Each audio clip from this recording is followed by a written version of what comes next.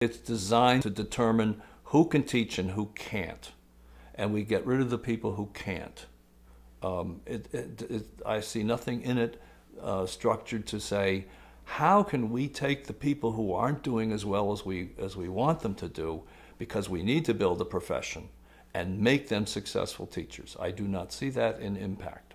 Impact is a new teacher evaluation system that was introduced to the DC Public Schools last school year, so the 2009-2010 school year. These master educators come into our school. They don't know which students have learning disabilities. They don't know which students might have an oppositional defiant disorder. They might not know which students learn best when they're able to move around the classroom, or where teachers make accommodations to support student learning. Maybe they are able to, doodle at the same time, or maybe you have students that, for them to really pay attention or really listen, they may not look directly at you. But somehow these master educators come to these classrooms and within the 30-minute period develop an evaluation of your teaching. It also is narrow because it's based on a rubric that doesn't allow for much deviation.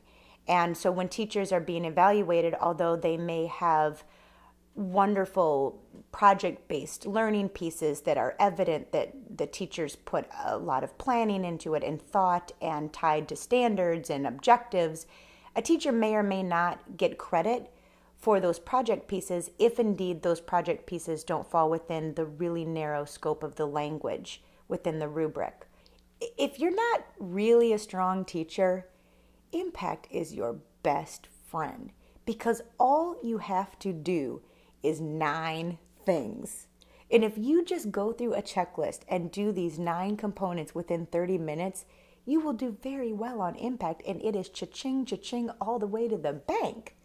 Now, teachers who truly have their craft perfected and know the depth that goes into really meeting student needs feel strangled by Impact, because they cannot truly holistically meet the needs of their students within a 30-minute period of time and make sure that they hit this checklist of the 9 components and fare well on Impact.